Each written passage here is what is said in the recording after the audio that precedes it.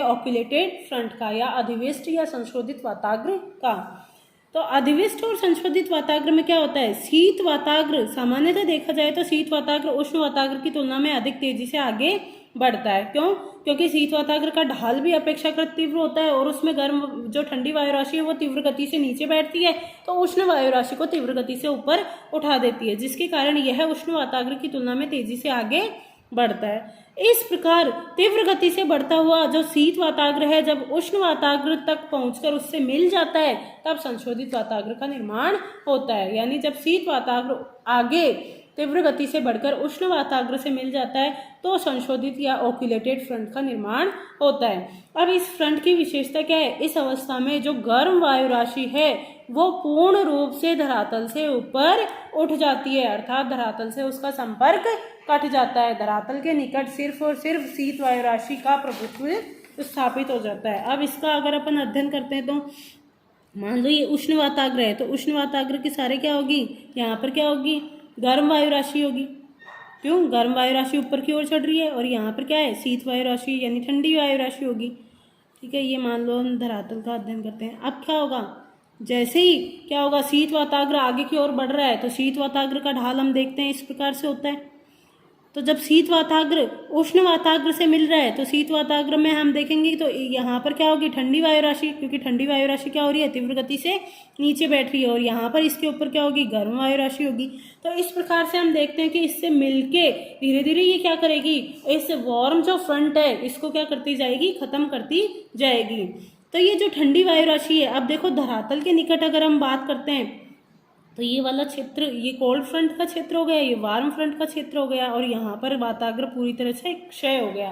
तो इस क्षेत्र पे क्या हुआ, धरातल के निकट सिर्फ ठंडी वायु राशि पाई जा रही है और जो गर्म वायु राशि है वो पूर्ण रूप से ऊपर उठा दी गई है। धीरे धीरे ये जो कोल्ड फ्रंट है और आगे बढ़ेगा और इस प्रकार से क्या होगा, धरातल की इतनी ऊंचाई तक केवल और केवल क्या होगा, ठंडी वायु राशि का ही प्रभुत्व स्थापित हो जाएगा और गर्म वायु राशि का क्षेत्र या उष्ण वाताग्र का क्षेत्र निरंतर क्या होता जाएगा, कम होता जाएगा। इसे ही ऑक्यूलेटेड फ्रंट के नाम से जाना जाता है। अब है स्टेशनरी फ्रंट या फिर स्थायी वाताग्र। जब दो विपरीत स्वभाव वाली वायु राशियां एक दूसरे के समानांतर हो जाती है, अर्थात दो वायु राशियां एक दूसरे की तरफ अभिसरित होने की बजाय क्या होगी, धरातल के निकट क्या हो जाएगी, एक दूसरे के समानांतर हो जाएगी, तो उष्ण वायु राशि ऊपर नहीं उठ पाती और ठंडी वायु राशि नीचे नहीं बैठ पाती। तो इससे जिस वाताग्र का निर्माण होता है उसको स्टेशनरी फ्रंट के नाम से जाना जाता है। इस प्रकार के वाताग्र की विशेषता होती है कि कई दिनों तक आकाश में बादल छाए रहेंगे और कोहरे के रूप में हल्की वर्षा होती है। देखो फ्रंटोजेनेसिस के लिए अब ये जो स्थायी वाताग्र है ये भी क्या होगा, धीरे धीरे एक दूसरे में वायु राशियां प्रवेश करेगी और ये फ्रंट का निर्माण कर लेगा, जिसको अपन बोलते हैं जब उष्ण, इसका हम विस्तृत अध्ययन करेंगे किसमें, शीतोष्ण कटिबंधीय चक्रवात के दौरान।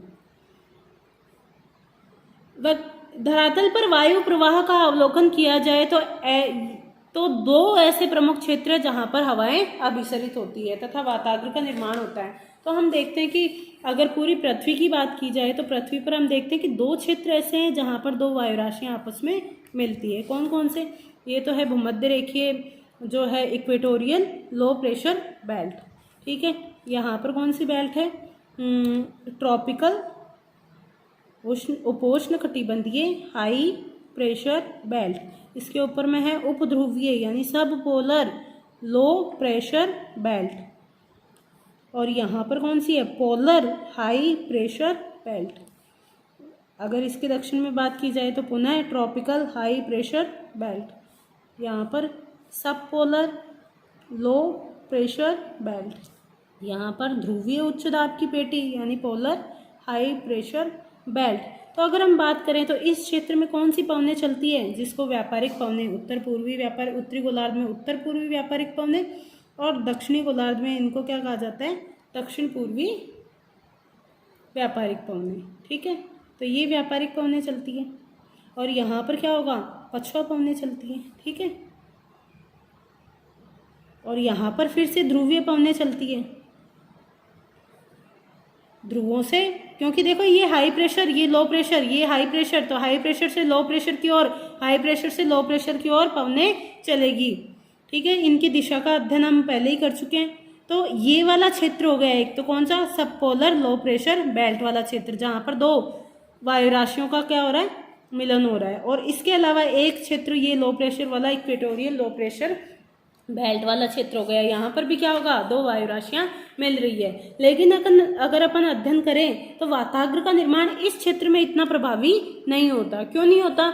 इक्वेटोरियल लो प्रेशर बेल्ट में वाताग्र का निर्माण इसलिए प्रभावी नहीं होता कि इस क्षेत्र में जो दोनों व्यापारिक पवनें मिल रही है, इनके तापमान में ज़्यादा डिफरेंस नहीं होता, क्योंकि दोनों ही कहाँ से आ रही है, उष्ण कटिबंध से आ रही है। तो इसलिए दोनों ही वायु राशियाँ लगभग गर्म होती है, इनके टेम्परेचर में ज़्यादा अंतर नहीं होता, इसलिए यहाँ पर फ्रंटोजेनेसिस इतना प्रभावी नहीं होगा।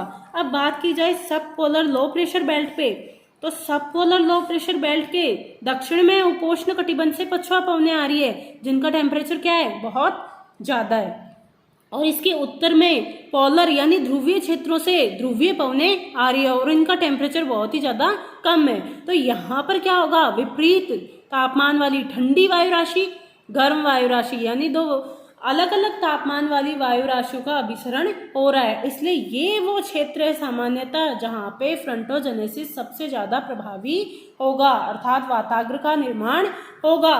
तो इसी क्षेत्र पर वाताग्रों की उत्पत्ति होती है और यही वो क्षेत्र है जहाँ पर शीतोष्ण कटिबंधीय चक्रवात सर्वाधिक आते हैं।